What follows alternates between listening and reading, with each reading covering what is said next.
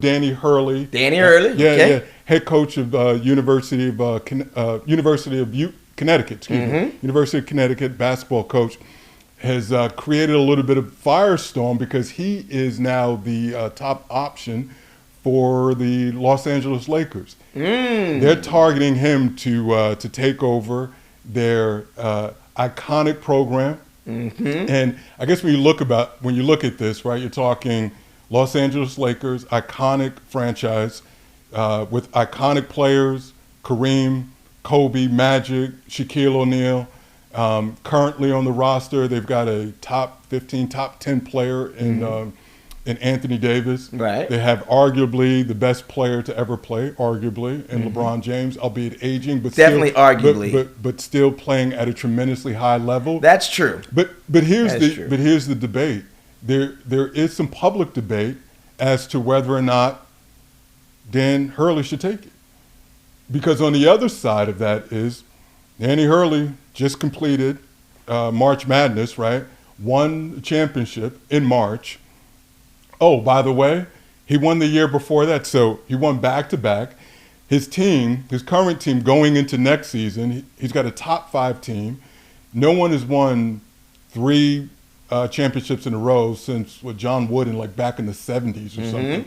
So he's looking at that. The University of Connecticut, from reports, are putting together a package. So he's about to get a bag if he stays. He's going to get a bag if he goes. Okay. So he really has something to kind It's of. in a win-win situation. It kind of feels like that. Although there are some folks that are saying you're out of your mind if you would leave UConn to go to the Lakers. There are folks on the other side of it. Listen, Danny Hurley from Jersey. He's a Jersey guy, Northeast. Okay. Most of he was a high school coach in Jersey. Coached college in Staten Island, coached in Rhode Island before going over to Connecticut. So all of this stuff's been in this northeast kind of area. Okay. Doesn't say LA guy, but doesn't mean he can't turn into an LA guy. Okay. It's a big deal, man. So if you were representing him at J&K Associates as his agent / lawyer, all things being considered, what would you whisper into Danny Hurley's ear? Take that Laker job, or take that, or stay with the University of Connecticut? I mean, I would really have to be. I couldn't be with J&K Associates. I would need to be his boy. Okay. To guide him correctly, because one thing I'm your brother, so you already know I'm not a money guy. So when you were talking earlier, I was thinking about, well, the Lakers I'm sure their bag's gonna be a lot bigger, right? And I said to myself, stop that shit. I'm not about money. I don't care about money. But if I was a boy, right, I would know what's really in his heart. What does he really love? Does he want to stay there, right? Does he want to stay there in Connecticut? Is that where he wants to be? Is he happy there, right? Because I'm sure he's already getting paid very well. We already know that, right? So how much money do you really need? I would say to him, as his brother, like, do you love it? Yeah, Jay, I really love it. I love what I'm doing. The team is very successful. I'm doing great. The team's doing great. I'm loving what I'm doing right now. And then I'd be like, okay, so then why do you really want to leave? Oh, I want to leave because, listen, it's the LA Lakers and stuff like that. Listen, how many times, do you get this chance to be a coach of the Lakers, right? And I'd be like, yeah, I get it. But me personally, I would just have to find out what he loves and where he wants to stay. And me personally, I probably would just tell him to just stay. Interesting. Yeah, wow. I would just tell him to stay. Again, now, but that would have to be if he was telling me that he loved it and everything was great and stuff like that. But if he was telling me, no, I have these future aspirations to go on and I've always wanted to coach the Lakers and this is a big opportunity, and yeah, you could add in there, yeah, the paycheck is bigger, although that's not the biggest thing to me. Right. It just really depends. I have to hear from the person about any subject, from my friends. What do you want? Right. So it's kind of hard for me to answer that. I'd have to be able to find out what he wants. Right. There have been reports that he has aspirations of coaching Okay. in the NBA. Okay. So, and what you brought up is a great point. I would say this. I'd say, do not take the job, the Laker job. I'd say don't take the. Really? I would say don't I'm take it. shocked you said that. However, you the money guy, bro. Absolutely, but here's the counter. Here's the counter. Wow. I think you should leave.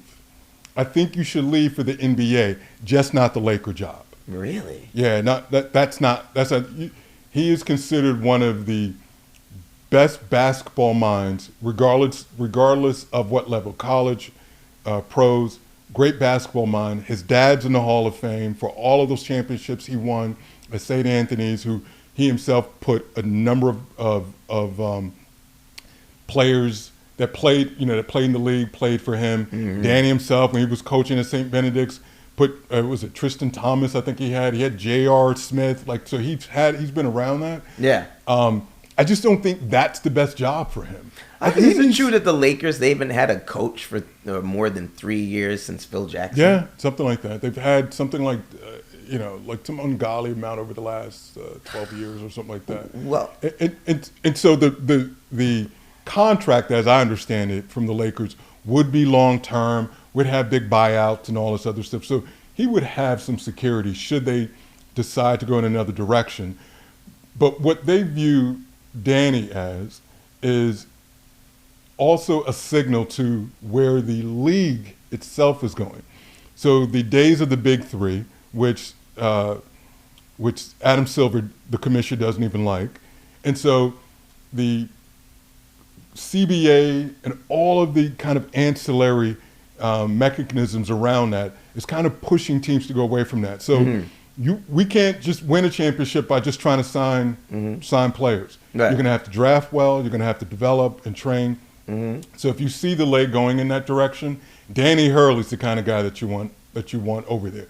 He'll get you there. He's a bit of a slow burn, and it's not going to happen overnight. But he's a great basketball person. He's a great basketball mind. He comes from a basketball family. As you know, his Bobby Hurley played with Duke, won the championships. He's also a coach at Arizona State. My thought is, Danny, stay at Connecticut, but be able to leave Connecticut when another job that has better circumstances around it.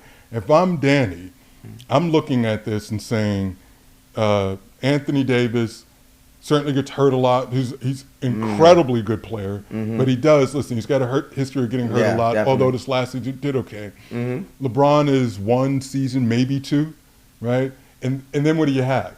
It makes sense for the Lakers, 100%. But Danny, I would wait. I would wait because the money will be there. All of these NBA teams will put the package together. Moreover, Connecticut is trying to counter that and keep him in Connecticut. So he's about to get a bag just to stay. I say stay at Connecticut, wait till another opportunity comes at another team with better circumstances, Cleveland or or Brooklyn. I don't see Tibbs leaving the New York Knicks. I don't see Joe leaving Boston. But there are other teams in this area. Washington Wizards, they're a dumpster fire, right? Right. You know what I mean? But it's closer to home, closer to where your roots are. You'll still get the money, all of those other things, right? And you've got draft picks, and you can develop players. Right? I don't care what anyone says about long-term plan. When you show up at the Lakers, I don't care what the roster looks like. You could have a bunch of me and you on that team. They're going to still be expecting a championship. Right. He doesn't need that. Yeah. He doesn't need that. Well, I could tell. I was watching Jimmy Kimmel last night, and Magic Johnson was on talking about him, and he's definitely all for him, and he likes him, and I can see how people would be lured, especially if they're successful like he is, to a team like the LA Lakers. I mean, it's the huge franchise.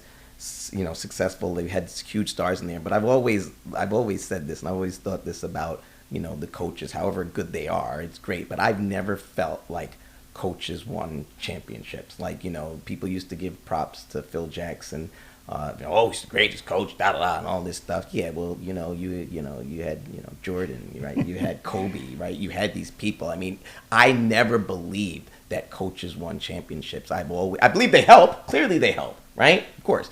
But it's the players itself, right? So it's a good point you're making that, listen, he always gets hurt, and then LeBron only has like a year or two left or whatever. So it's like, what is it going to really be? It's going to be a struggle for him. Maybe, but maybe he, some people like a new challenge, right? Like maybe he's been so successful there in Connecticut. He's like, all right, maybe I want to try something new. Some people get tired of winning. Well, I've never met one of those folks. Well, I mean, I wouldn't even want to shake that person's hand. You know what I'm saying? Get tired of winning? It could get boring. I've never heard that, Jay. Winning is boring. Is boring? I've never heard that. I've never heard winning is boring. Mm-hmm. Too much money. Like you're never going to hear it, Kay. But trust me, you're never going to hear it. Right. Trust me, when the Warriors were winning like that, they got bored. They're not going to say it. Okay. Why do you think? Okay. Trust me. No, I don't. No, you should. I don't. You should. People get Jay, stop. tired. Listen. Jay, stop. You ever notice someone who loses like a big boxing match, or they lose the year before the NBA championship, and the next year they come back stronger and they fight harder and they're hungrier for a title versus the person who keeps winning year after year after year after year. They're not hungry no more. No. Well, wait. I'm not arguing the idea that sometimes we look for other things to aspirations and motivations, right? Get a little bit more motivation or something else that we need to grab on. Mm-hmm. But that's not the same as tired or don't want to win or tired of winning or don't like winning. Absolutely not. The Golden State Warriors, you want to go there? Fine, we'll go there. These guys put the work in. They're in the gym, getting up shots, dieting, working out, preparing themselves, putting themselves through an enormous amount to be at a level of a professional athlete. This is not just something where you are trying to do by yourself, in and of yourself. Mm-hmm. There are 400 other players that are literally trying to stop you from trying to achieve what it is you're trying to do. Right. Like it's not like you just competing against yourself, right. Which, by the way, you're doing because you're always trying to be a better version of yourself, right? Mm-hmm. In addition to now you've got all of these other people who are also doing the same thing, who are also trying to stop you. I don't believe that for a minute. I don't believe that for at all. So maybe I should correct it so they're not as hungry. How about that? They're definitely not as hungry. I don't believe it, but you winning year after year and you're not as hungry.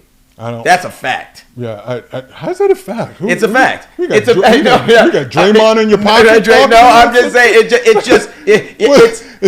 it's Curry off camera or some shit. You just see it. You can just see it in the play, and you could just see it in their eye. You can see. Yeah, I can see it. Like everybody can see. You got to take them shades off. You probably see it better. You don't see shit. You don't see. You're the first and only person walking the earth that talked about you saw them not playing as hard. And listen, first of all, it is disrespectful to say to these players across any league that they gave up, that they quit. Well, I didn't say that they gave up and they quit. Well, the intensity is not there as it once was. Trust me, it's not. Right. And sometimes when they get hurt. With Clay. Your claim is you see something I don't see. When you say trust me, it's not, like you see some shit that I don't see. I can see things that you can't see. What are you showing up or something? Yeah, that's what I'm thinking. Yeah, I think so. I guess so. You showing up? Showing up.